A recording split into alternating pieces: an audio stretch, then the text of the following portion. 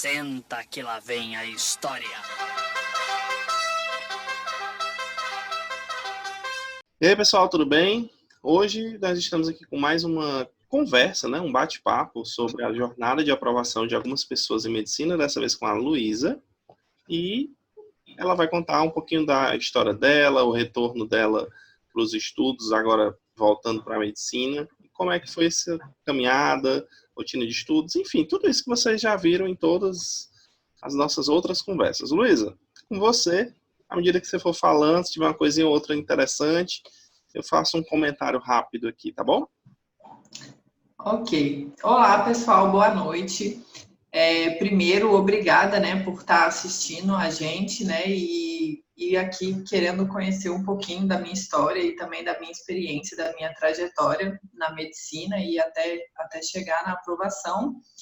E eu vou me apresentar primeiro, né, meu nome é Luísa, eu tenho 30 anos e eu passei esse ano no SISU 2020.1 na Universidade de Pernambuco, é estadual aqui de Pernambuco, e o campus é o de Recife, né?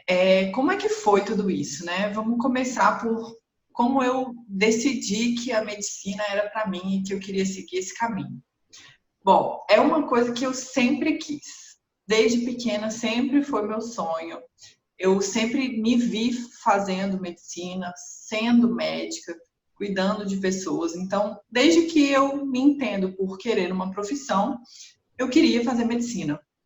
E eu tentei fazer medicina logo que eu era mais jovem, né? Quando saí do ensino médio, em 2007, eu tentei o vestibular para medicina lá no Rio de Janeiro. Na época ainda era vestibular tradicional e eu morava em Cabo Frio com a minha mãe. E eu tentei os vestibulares para lá e não passei, não deu certo, né? A cultura de vestibular na época não era como é hoje, tão difundida. E numa cidade do interior isso ainda era mais difícil ainda, né? Mais defasado na época. Então, até cursinho de pré-vestibular era uma coisa que não existia praticamente. Eu acho que eu estudei no primeiro cursinho de pré-vestibular que teve lá e que tomou assim uma proporção um pouquinho mais conhecida. E aí, em 2008, eu entrei nesse cursinho, fazia na turma noturna e tentei novamente o vestibular para medicina lá nas faculdades do Rio. E, novamente, eu não passei. Em 2009, eu tinha essa visão já, de que eu tinha, né, ali tido a melhor oportunidade que estava dentro da minha realidade, morando no interior. Tinha feito já o cursinho, que era o que tinha. E as faculdades de medicina sempre foram muito concorridas, né? E sempre tiveram um nível, né, de corte, assim, muito elevado. O pessoal sempre deixou bem alto, assim, os níveis de corte, mesmo no passado. Já era um curso muito difícil de você entrar, assim. E o próprio estigma, né, que a sociedade cria em torno disso, de falar que é muito difícil, que é muito difícil, que é muito difícil. Você jovem eu, né, no caso, vou me colocar aqui, porque eu não vou generalizar como pensamento de todo mundo, mas eu duvidava um pouco, assim, da minha capacidade, apesar de eu ser boa na escola e tudo, eu sempre via, né, essa questão da medicina num pedestal ali, de que era uma coisa que era muito difícil conseguir. E hoje, com a minha maturidade, eu vejo que isso, por si só, já é um pensamento que bloqueia bastante a gente conseguir, de fato, ter bons resultados, principalmente pela questão emocional. Só aproveitar esse teu comentário, isso aí que você falou, eu acho que é uma das coisas mais fundamentais na preparação de qualquer pessoa. Quando você quiser alguma coisa, você tem que acreditar que você vai conseguir. Se você não acreditar, você já está dando um passo errado, porque você está se sabotando. Então, isso aí é sensacional, esse seu depoimento de dizer que a primeira coisa é acreditar em si mesmo. Exatamente. E aí, eu falei, bom, o que eu vou fazer agora? Eu não tinha condições, né, minha família financeira, de ir para o Rio de Janeiro fazer um cursinho lá. Na época já existiam aqueles famosos de lá, de 2 letrinhas, já bombava e já era caríssimo. E assim, eu não tinha condições de fazer isso, porque unia o custo da faculdade, do cursinho com o custo de morar numa cidade fora, né, capital, que tem um custo de vida muito elevado. Então, não era uma possibilidade. E como meu pai morava aqui em Recife, ele morava aqui já na época, né, ele mora aqui há quase 30 anos, na verdade. E aí ele me ofereceu, né, essa oportunidade de vir morar aqui com ele e fazer o cursinho aqui, que era uma capital, e já tinha, né, vários cursinhos, né, de nome, com um bom nível de aprovação nas faculdades aqui de Pernambuco. E foi isso que eu fiz. Eu vim para cá e entrei num cursinho daqui, né, que era bem renomado, ainda é, né, hoje. E entrei para a turma de medicina, até confiaram bastante assim em mim. Eu fiz uma prova seletiva na época, aqui já tinha esse nível assim de selecionar os alunos que queriam fazer parte da turma. Mas como o vestibular tradicional tinha uma diferença muito grande entre o estilo de prova mesmo, eles ainda tiveram que confiar bastante assim que eu era uma aluna que tinha potencial para isso, e eu sou grata porque foi muito bom o crescimento que eu tive nessa turma. E aí, assim, hoje, na minha visão na época, eu achava que eu dava o meu melhor, sabe? Mas hoje, com a visão que eu tenho de maturidade, de experiência, de tudo que eu vivi durante todos esses anos, eu vejo que, na verdade, não, que eu não dava, não, o meu melhor. Mas isso é uma coisa que só com o tempo a gente vê, né? Porque, assim, o jovem a gente é muito imediatista, a gente quer as coisas para ontem, a gente não gosta de abrir mão, né, ali do dia a dia, de sair, de fazer isso, de fazer aquilo. E, assim, são coisas que não combinam com uma performance de sucesso direcionada para qualquer objetivo. Mas isso é a minha visão, assim, bem pessoal, tá, gente? Dentro da minha vida, eu percebi, né, que tudo que eu fiz no passado, por mais do que eu acreditasse que na época eu estava fazendo o meu melhor, e isso é genuíno, eu acreditava mesmo, e eu realmente me esforçava para isso. Mas hoje eu tenho uma visão de que esse meu melhor era muito menos do que o meu melhor. E talvez por isso eu não tenha conseguido. Luísa, eu vou só pedir aqui só uma pausazinha para me atender aqui uma pessoa que está entrando aqui no quarto. É um minutinho, tá? Vem cá, filha, vem. Ai, um bebê! É minha filha. Diga oi pra moça. Que linda! Diga oi. Tudo bem? O que você quer, meu amor? Papai, de o celular, porque hoje a lua tá linda hoje. Tome o meu celular. Leve lá. Tá bom? Tchau, beijo. Que linda. Ela tava entrando aqui, ficando atrás, eu não tava conseguindo ver. Desculpa aí a interrupção. Nada, tranquilo. Vamos continuar. E aí, eu já estava um pouco desmotivada nesse ano de 2009 em estar fazendo, né, a minha terceira tentativa, mais um ano de cursinho. Eu também tive, né, alguns problemas assim com a questão da mudança, né? Era uma outra cultura, né?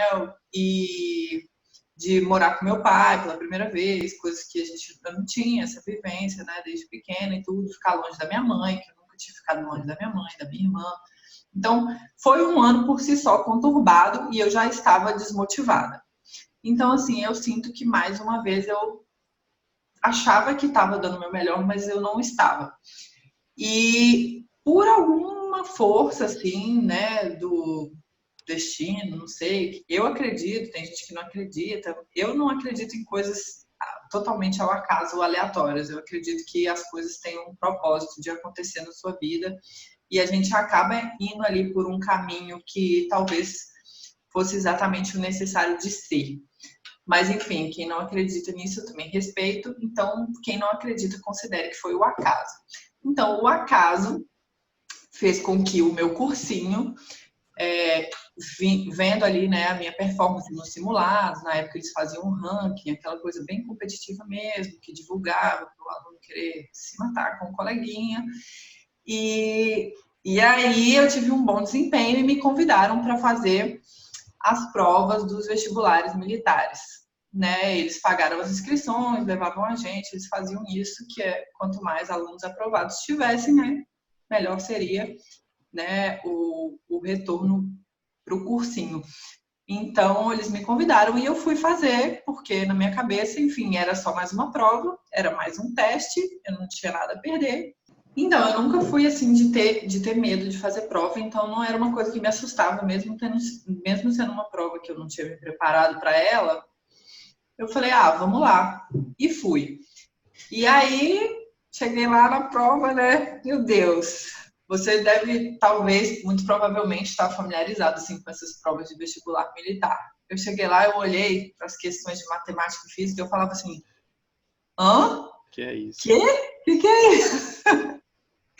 Eu não sabia nada, nada, nada. Sabia ali alguma coisa e fui dando aquela desenrolada, porque, enfim, né, cara de pau a gente tem. E lá, dava aquela desenrolada, chutava mais ou menos com o que eu tinha conseguido achar ali. E me foquei em ir muito bem no que eu era boa, português, inglês e redação. Né? Porque na prova da EFON, que foi a que eu fui aprovada, e eu vou chegar lá na história, matemática, física, português, inglês e redação. E aí eu foquei em me dedicar a português, inglês e redação e fui muito bem nessas matérias e nas outras eu consegui ficar dentro do corte, né? E aí eu fui aprovada. Do nada caí de paraquedas na Marinha Mercante. Aí deve ter, embora não fosse o seu sonho, uma vez aprovada, a pressão de todos os lados para você ir cursar deve ter sido gigantesca. Então, assim, até que meus pais, de uma forma geral, minha família, eles sempre me apoiaram muito, assim, minha família, os mais próximos que eu digo, né? Não estou ampliando aqui para geral, mas meu pai, minha mãe, meus irmãos, eles sempre me apoiaram muito, assim, então eu não me senti pressionada, não. Mas você mesmo se sente. Mas eu mesma já estava cansada e tinha vontade, assim, né, de começar a vida. Eu via meus amigos fazendo faculdade, começando, né, a trabalhar ou fazer alguma coisa produtiva, ser mais independente, sair ali daquele negócio de ir para a escola. E aí é interessante esse processo, porque quando eu recebi a notícia que eu tinha sido aprovada, eu nem sabia o que era a sigla, não sabia nem o que significava EFON. E aí, esses processos, eles contêm outras etapas, né? Que é psicológico, físico, exame e tal. E tudo isso você faz em grupo com as pessoas que foram aprovadas também na sua cidade. E aí, você vai criando laços com aquelas pessoas. Você vai conversando, você vai sabendo as histórias. E muitas daquelas pessoas tinham realmente o sonho de estar ali e admiravam muito a carreira, a profissão e sabiam muita coisa. E contavam pra gente e tal, e aí você começa a entrar no site da instituição, aí eu entrei no site do CIABA, Centro de Instrução Almirante Braz de Aguiar, quem não conhece pode colocar lá, tem uns vídeos institucionais, é uma coisa muito legal e que, encheu, né, meus olhos aquela oportunidade, e eu falei, bom, é uma grande oportunidade, inegável, não vou jogar isso fora, porque eu não sei o que vai acontecer com o vestibular da medicina. Então, eu fui. Larguei, não fiz a segunda fase do vestibular aqui em Pernambuco. Fui tirar minhas férias na casa da minha mãe no Rio e fui no início de janeiro para Belém, né, que a escola é lá para quem faz as provas aqui no Nordeste. E fui. E passei por tudo e aprendi a admirar muito, amar a profissão. Adoro navio, adoro mar, adoro tudo que é envolvido a isso. Tenho tatuagem, tudo que minhas roupas, tudo cor de marinho, adoro, amo.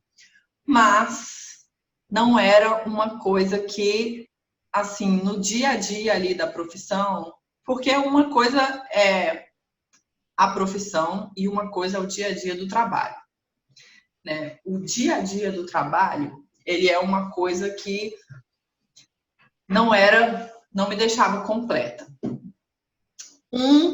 Era a questão da escala de embarque, que é uma coisa que é sugante, é cansativo, e a gente, assim, principalmente as mulheres, né, a gente tem uma tendência a uma maior evasão na profissão, porque quando chega nessa fase, né, de casar, constituir família e tudo, essa questão de embarcar se torna muito complicada, né? A minha escala era 28 por 28 dias, e aí você vê, é bem pesado, e não tem licença maternidade diferenciada, nada disso, né? 4 meses você tem que voltar se você quiser voltar.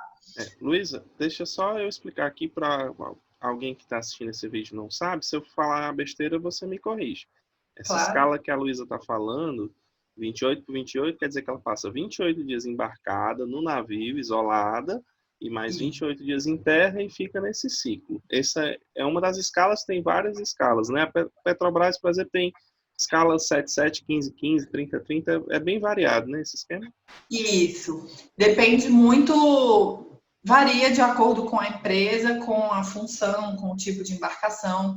Tem desde escalas 14, 14, 14 por 21 em casa, que seria o pessoal da Petrobras, engenheiros, assim, geralmente é essa escala, ficam 14 embarcados, 21 em casa.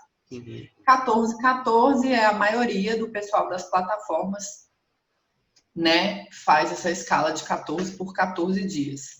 No offshore, né, que é o apoio marítimo, o apoio às plataformas, que é onde eu trabalhava, que eu trabalhei minha carreira toda, geralmente é o mais comum, 28 por 28 dias. Existem algumas empresas que praticam 35 por 35, mas é porque são empresas que embarcam alguns estrangeiros e aí, devido ao deslocamento deles, né, de um outro país, eles ampliaram um pouco a escala.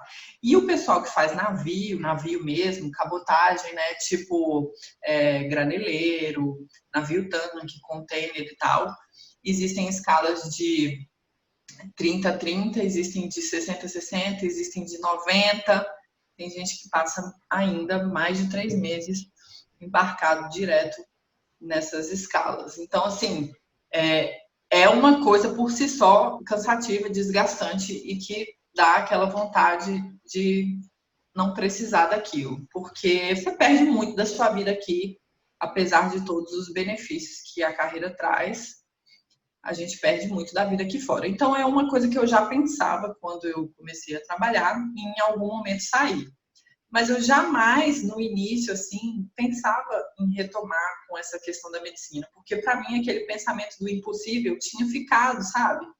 Tinha ficado gravado na minha cabeça que eu não tinha conseguido, que era muito difícil, que era impossível. Então, eu fui procurando, quando foi me dando a vontade de sair, todas as outras alternativas mais fáceis, que era fazer um curso EAD, era montar um próprio negócio, que era fazer algum concurso público dentro da área de marinha, qualquer coisa que pudesse ser mais fácil, né? Eu vou colocar aqui esse entre aspas, porque eu não acho que nenhuma dessas coisas que eu falei é fácil de verdade, mas é porque o pensamento da medicina ser impossível era algo para mim que colocava ela como possibilidade descartada no início. E todas essas coisas que eu fui pensando, elas foram de alguma forma dando errado, tendo algum tipo de negativa na minha vida, mais coisas do acaso, né? E aí, em algum momento, né, no navio, sempre embarcavam algumas profissionais de surveio, que a gente chama, que é o pessoal que faz acompanhamento do fundo do mar, e que não faziam parte da nossa tripulação, mas que embarcavam lá frequentemente, então eu acabei fazendo amizade com algumas delas, principalmente quando eram, né, meninas, e eu ali naquela situação de uma ou só 2 mulheres a bordo, quanto mais mulher tiver, você se aglomera logo, que é para ter aquele aconchego, né? E aí a gente conversando sobre isso, essa questão de profissão, de casar, de sair, de família e tal.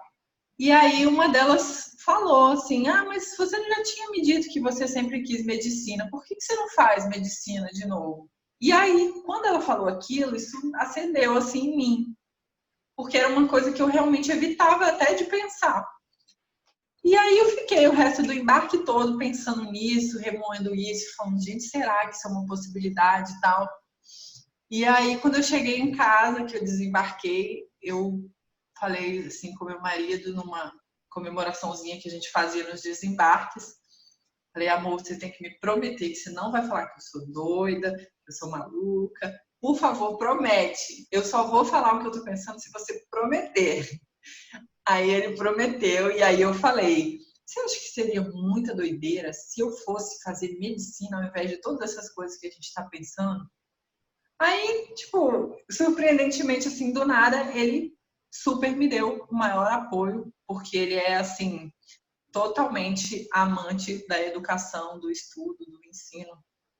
Então, ele acha que educação e aprender e conhecimento é o maior investimento que a gente pode fazer na nossa vida para nós mesmos e para os outros. Então, ele, de cara, assim, super apoiou, incentivou, e a partir daí, esse sonho que era algo descartado, muito difícil, se tornou totalmente possível. E no dia seguinte, a gente já começou a batalhar isso, né? Fomos atrás de comprar livros de ensino médio, fomos no sebo, que lá em casa não tinha mais nada dessas coisas. Fomos no Google pesquisar cursinho, porque eu não estava mais nem inteirada disso. Quando você não está inteirado num assunto, você passa na rua, você pode passar 10 vezes pelo cursinho, que você não vê que aquilo ali é um cursinho, né? Você só começa a prestar atenção quando você realmente tem um interesse naquelas coisas. E aí fomos visitar e tal, não sei o quê, e aí caímos lá no cursinho que eu fiz e bateu, assim, tudo bateu, o pensamento, eles super me apoiaram, me abraçaram, né, me fizeram acreditar que era possível, que era capaz, que eles iam me ajudar, que eles iam, inclusive, porque eu não parei de trabalhar logo de cara, né, eu fiquei conciliando, então eu ia no cursinho na folga e trabalhava no outro mês. Então, bem atípico o seu estudo. Meus parabéns. E aí eles, né, super me apoiaram, assim, até nesse período que eu estava ainda nessa transição trabalhando. Eu passei até julho do ano passado, né? Eu decidi começar a estudar no final de 2018 e aí entrei no cursinho em fevereiro de 2019. E aí eu fiquei trabalhando até julho. E nesse período que eu fiquei fazendo esse estuda no cursinho e vai para o navio, no tempo que eu estava no navio, eles me deram um super suporte também, e acho que isso ajudou bastante. Quando você tem, assim, né, uma situação diferenciada, que é o nosso caso de ter algum trabalho, ou já ter filhos, família e tal, eu acho super importante que a pessoa, né, se abra, tenha um jogo aberto e dialogue mesmo com aqueles profissionais que vão ali dar o apoio, porque se eles não souberem como te ajudar e como é essa rotina e como eles podem fazer, talvez fique mais difícil, né? E talvez se eles soubessem, eles poderiam te ajudar de uma forma mais efetiva, né? E eles super me ajudaram. Eu mandava por e-mail, redação, os exercícios, eles me mandavam. Os simulados eles disponibilizavam para eu fazer online no tempo que eu conseguisse, né? Em vez de limitar ali o meu tempo, igual é com os alunos normal. Então, assim, eu consegui ir dando aquele meu jeitinho e as minhas priorizadas e encaixando. E aí, né, em julho, quando eu decidi sair do emprego, não foi só por causa do estudo, teve alguns problemas na minha família, questões de saúde e tal, que a gente não tinha outra pessoa para cuidar, né, porque era só nós dois e os dois trabalham embarcado. E aí, até por questões financeiras mesmo, além das emocionais, era melhor que eu tivesse em casa para resolver todas essas coisas do que se eu ficasse trabalhando. E a gente fez a conta, né, matematicamente mesmo, de que se eu não fosse aprovada por continuar trabalhando nessa situação, né, com o desgaste ainda emocional de não ter a tranquilidade nem para trabalhar bem e nem para estudar bem, eu muito provavelmente não seria aprovada, mesmo tendo potencial para isso, e teria que estudar todo mais um ano, e esse um ano seria muito mais custo perdido também em termos financeiros. Então, botando tudo isso na balança, aí eu saí do emprego em julho, e aí eu consegui me dedicar 100% na reta final. E eu acho que isso fez toda a diferença, porque eu fiquei perto de não conseguir, mas eu consegui. Isso que importa. O importante é entrar, não importa como foi. O importante é entrar, não importa onde. Não, então, cara, eu fui aprovada em 59 de 60 vagas da ampla concorrência. Eu fui a penúltima da classificação, então foi bem ali, raspando. Mas, assim, isso também porque eu escolhi, né, a faculdade que eu escolhi, que era a capital, enfim, tudo isso influencia. Sem entrar nesse mérito, né, eu não tive uma nota, assim, super confortável que desse para eu escolher qualquer faculdade, qualquer coisa. Enfim, passei uns dias de sisu ali, ó, sem dormir, no sufoco. Mas no dia que saiu a aprovação, foi uma sensação indescritível, assim, na verdade. Eu estava sozinha, meu esposo estava embarcado, meu pai mora aqui, minha mãe não estava na minha casa comigo. Mas, assim, era aquela, né, uma alegria que você não sabe conter. E é difícil de acreditar, da ficha cair, que aquilo ali é verdade, porque você passa tanto tempo na expectativa daquilo acontecer, que quando aquilo acontece de verdade, você não acredita que é verdade. E, para ser sincera, como minhas aulas nem começaram ainda, né, pela minha classificação, 59 de 60, a minha universidade ela oferece as vagas do ano inteiro no mesmo SISU, então metade das vagas vão para o primeiro semestre, metade para o segundo. Então, eu começaria minhas aulas agora em agosto, mas devido aí à pandemia, provavelmente começarei só no final do ano ou no início do ano que vem, não sei como vai ficar, até porque o hospital universitário da minha universidade é o de referência de Covid aqui. Então, existe uma preocupação não só com o retorno às aulas, como também da segurança do campus, né, em questão da epidemia. Então, o caso da minha universidade, assim, a gente ainda não sabe mesmo quando é que vai voltar a questão das aulas. Então, por esse fato, talvez, de eu só ter ido lá fazer a matrícula, né, pintaram lá a MED, tirei foto e aquela coisa que os veteranos fizeram, que foi maravilhoso, que dá aquele aconchego de falar assim, nossa, você passou, que legal, parabéns. Mas, fora isso, o fato de eu não ter entrado ainda, né, na universidade, não ter começado as aulas, não ter tido esse contato, me faz ainda enxergar essa distância entre fui aprovada e ser real. Eu acho que, de fato, eu vou ter essa sensação mais forte, assim, de que eu consegui, que é real, quando eu começar a vivenciar. Tiver as primeiras aulas. Exatamente. Mas, ó, deixa eu te dizer, aqui no Ceará, não sei se em toda universidade, mas na minha universidade, que é a Federal, a gente tem uma prática chamada de S0. O S0, ele ocorre no primeiro semestre para quem passa no segundo semestre. Eu passei no segundo semestre, a gente fica o semestre todo no S0. O seu S0 só está sendo um pouco mais longo, um pouco mais comprido. Mas você já é estudante de medicina, pode se sentir como tal. Aqui a gente chama de M, os períodos, né? Eles colocam o nome da letra com o primeiro nome do curso. Então, de medicina é M0, no caso do nosso. E aí eles chamam exatamente assim, M0, né? Mas, assim, o que eu tenho feito, né, nesse tempo? Curso online da área de saúde, assisto alguns congressos, vou pegando alguns certificados para juntar algumas horas extracurriculares. Peguei o material dos veteranos para começar a dar aquele start, assim, a mudar o foco, né? Que o estudo do ensino médio é diferente de um estudo universitário, né? E aí estou começando a ver um pouquinho daquelas matérias que pegam mais, que a galera fala já, que é temida, bioquímica, anatomia, meu netterzinho tá ali. Eu reparei, belíssimo, por sinal. Luísa, deixa eu te perguntar, na tua rotina de preparação, né, você falou aí que teve uma rotina bem diferente do normal, digamos assim. Né? Você estudava 28 dias enquanto estava em terra, estudava ainda embarcado, mas menos, né? Afinal de contas, você tinha suas atividades. Quase nada. Pois é, você tinha suas atividades de trabalho e depois do trabalho, imagino eu que você devia estar exausto. Mas assim, como era mais ou menos a tua rotina de estudos? O que é que você colocou de metas de estudo para você e ainda mais com essa peculiaridade que você tinha? Bom, vamos lá.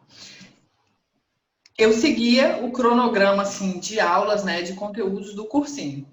Então, sobre essa questão de planejamento, de dividir cronograma, eu não tenho uma experiência, assim, porque eu nunca montei o meu próprio cronograma, eu seguia o cronograma do cursinho mesmo, que é a divisão dos assuntos que caem no Enem pelaquela quantidade de tempo ali de aulas.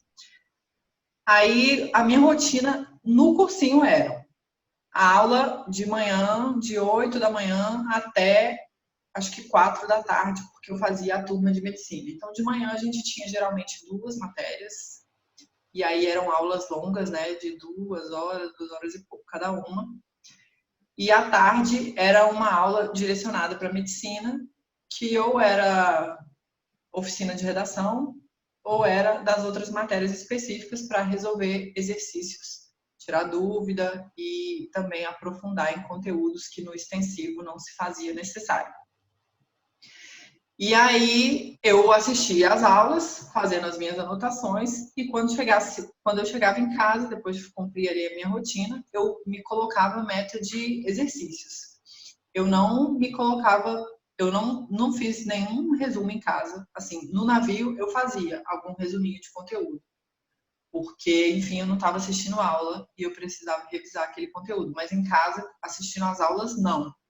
Eu, em casa, estabelecia só as metas de conteúdo. Então, naquele dia, eu tinha tido aquelas aulas, eu fazia os exercícios da aula do dia anterior, assim, sempre para dar um intervalo de 1, 2 dias da matéria que eu tinha visto, para não fazer os exercícios com a matéria muito fresca na cabeça e aquilo não ser ali um engano, né? De você estar com aquilo muito fresco e você faz ali o exercício, você acerta tudo e se auto-sabota achando que você fixou, mas passa um dia e você não lembra mais nada. Isso aproveitar aqui, isso que você falou é fundamental. Tem muita gente que estuda a matéria e vai lá bonitinho resolver os exercícios, resolve tudo ou quase tudo e acha que está sabendo. Na realidade, o aluno está se enganando. É claro que você responder depois, assim que viu o conteúdo, é muito mais fácil.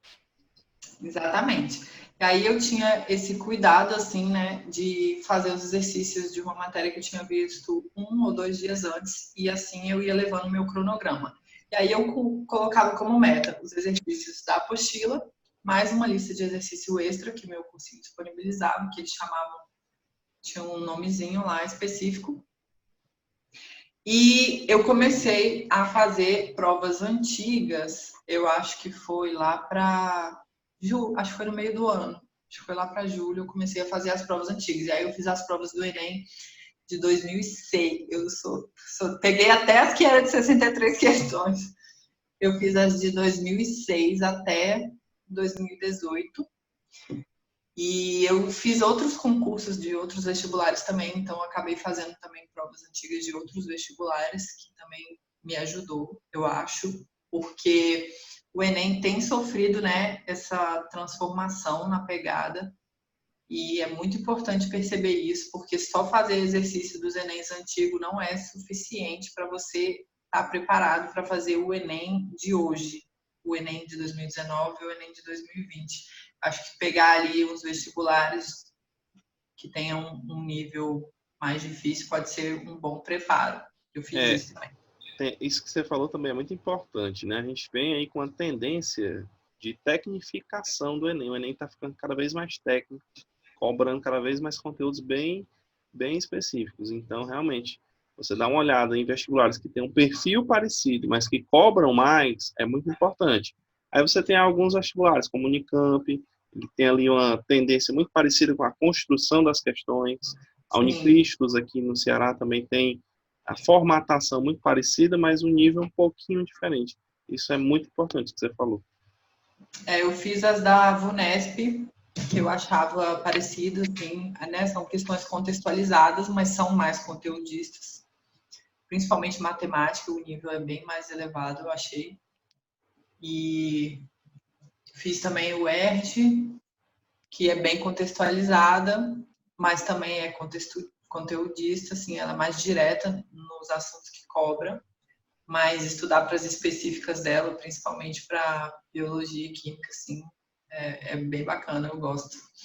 Acho até uma prova, acho muito mais acessível aos vestibulares tradicionais do que o Enem, para falar a verdade, mas exige que você tenha um preparo bem direcionado, porque a nota de corte é muito alta, e a específica, né, são conteúdos realmente bem específicos. Então, acho que estudar para as duas coisas não dá muito certo. Eu fiz porque eu sou daquelas, né? É prova, tenho a possibilidade de fazer, vamos que vamos, vou fazer todas. Mas eu foquei meu estudo para o Enem, porque eu sabia que isso traria ali para mim uma possibilidade de um leque maior de universidades para pleitear. E aí, dentro dessas metas, eu encaixava simulados, meu cursinho fazia simulado, se não me engano, era uma vez a cada 3 meses, aquele lá no cursinho mesmo, né, com todo mundo, dia da prova e tal, nananã. E também fazia em casa, dia de final de semana, esses que você pega as questões online para você resolver. Eu acho que simulado é muito importante. E eu tentava, uma coisa que eu acho super importante é fazer no mesmo dia, no mesmo horário da prova do Enem, para você ir ali condicionando, né, o seu cérebro de que depois do almoço, domingo, você vai ter que pensar e não dormir. Eu acho que isso é bem interessante. É fazer simulado, de fato. De fato, simulado. E eu sou dessas que eu não bebo nem água, não levanto para ir no banheiro e não como nenhuma bala. Porque eu acho que tudo distrai, suja a mão, faz barulho, você fica nervoso, aí tem que ir no banheiro, demora, perde tempo. Não sei se funciona para alguém, mas para mim, esse negócio de comer, beber água e ir no banheiro não funciona. Eu faço direto e ainda fico com o tempo aqui, ó. Saio lá nos 3 últimos, quase que dá. Desespero. Na minha estratégia de preparação, eu tinha como planejamento, fazia parte do meu planejamento sair da prova 2 vezes. Agora, por que eu saía da prova 2 vezes? Porque eu fazia as questões pulando, e aí eu fazia lá uma primeira bateria só as questões fáceis, já fazia logo. Aí eu saía para dar uma esquecida mesmo, assim, do que eu tinha visto, e meio que zerar, começar tudo de novo, dar uma acalmada, porque eu já tinha visto todas as questões, eu já sabia mais ou menos o que era difícil, o que é que eu sabia, o que é que eu não sabia, então eu tinha na programação essa coisa. Mas isso que você está falando é muito importante. Se não dá certo para você, se você não sai, não bebe água, então você tem que praticar isso durante a prova. Afinal de contas, são 5 horas e 5 horas e meia de prova. Exatamente. Eu acho assim, eu sempre defendo isso, né, quando me perguntam e vêm com essas dúvidas para mim, de que esse tipo de estratégia, de como você vai lidar ali com o seu momento de prova, o que funciona para você, como é que você vai se sentir melhor, como é que você vai render melhor, isso é muito pessoal. Eu conheço gente que se não levar um lanche, a pessoa quase surta. Ela tem que levar um lanche, aquilo é essencial para ela. Então, faça isso. E essa questão da autoavaliação é muito importante em todo esse processo do estudo, né? Copiar a rotina ou a estratégia de uma pessoa que teve sucesso não necessariamente vai garantir o seu sucesso. Isso é importante salientar aqui, porque, assim, o que funciona para mim pode não funcionar para outra pessoa. Então, para mim, eu não funcionava esse negócio de ficar saindo, distraindo, até sujar a mão como um negócio de pegar, me desestabilizava. Então, para mim, era só aquilo e pronto.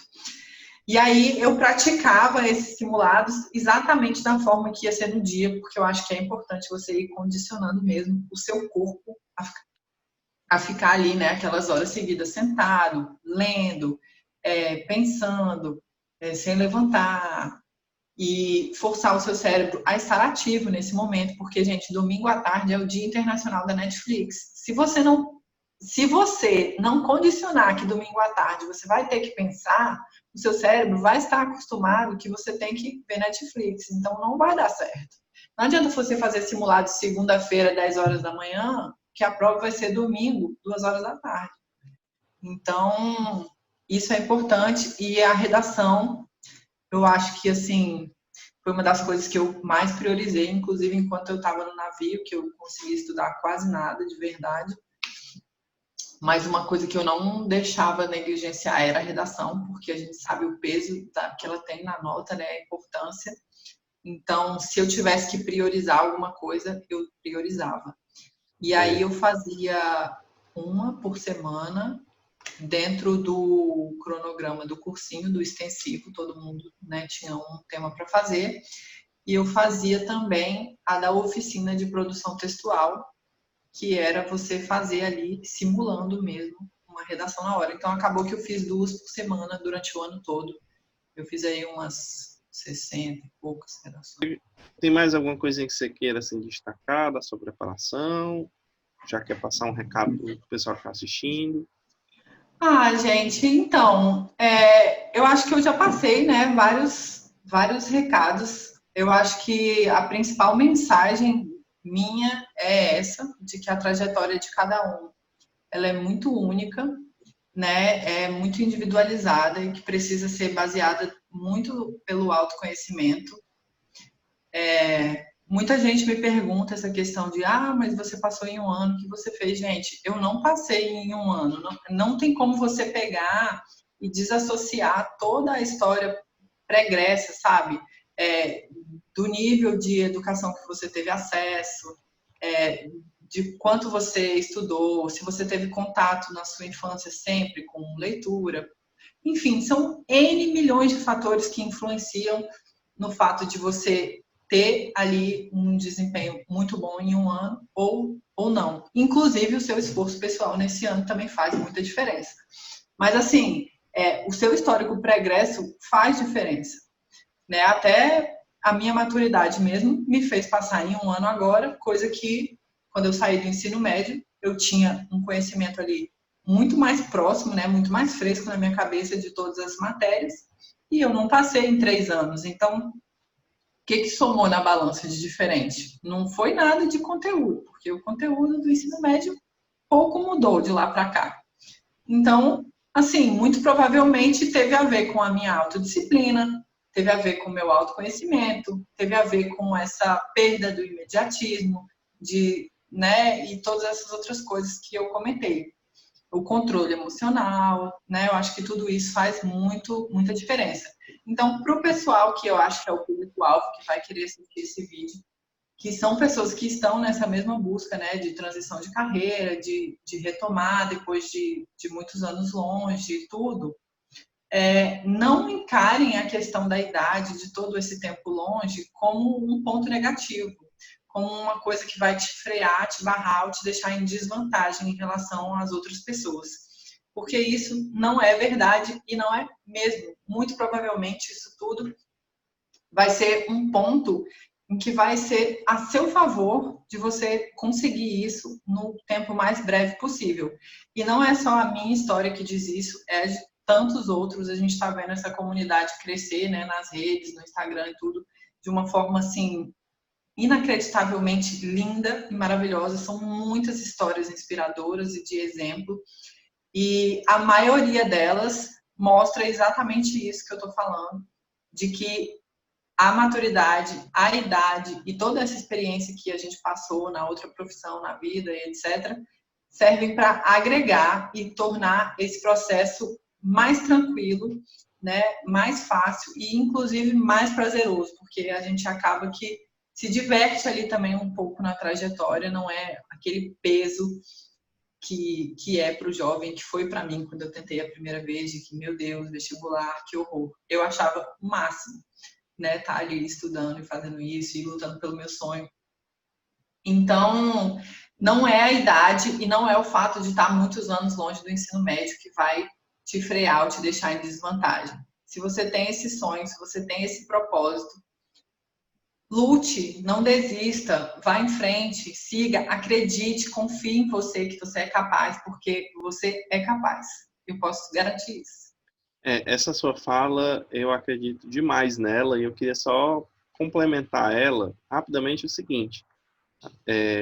Como você disse, o período que a pessoa fica em uma profissão, em uma outra graduação, ele não é jogado no lixo como uma folha de papel. Ele fica ali, ele tem contribuições. Por exemplo, no seu caso, acredito que você estudou bastante física, bastante matemática na sua primeira graduação. Isso, com certeza, lhe ajudou no seu estudo do Enem. Eu, por exemplo, fiz biologia na minha primeira graduação. Quando eu vim estudar o Enem, biologia era um assunto que eu não estudava.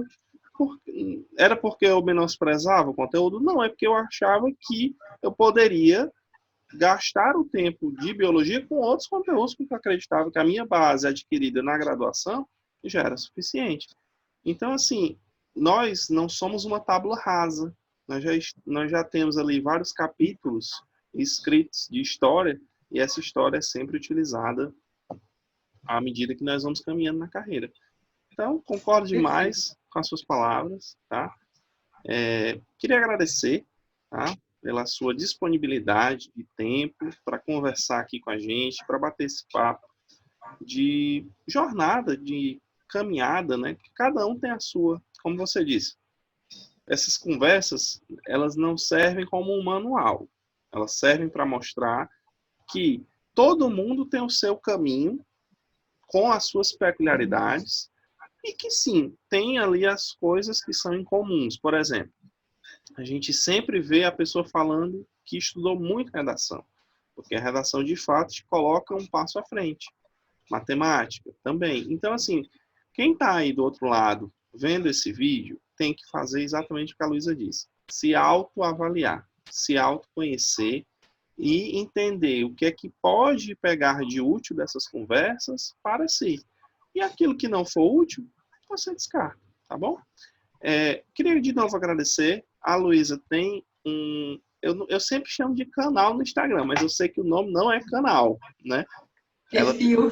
Perfil, pronto, mas eu só consigo chamar de canal. A Luísa tem um perfil no Instagram que eu vou deixar colocado aqui nas descrições na descrição desse vídeo, onde ela faz um trabalho muito bacana, dando dicas, mostrando algumas coisas relacionadas ao Enem, a própria TRI, né, Luísa? Tem um post lá que eu vi explicando a TRI, resumindo aqui essa conversa que a gente teve ainda agora, e tantas outras coisas nessa nossa jornada agora, ainda mais dentro da Faculdade de Medicina.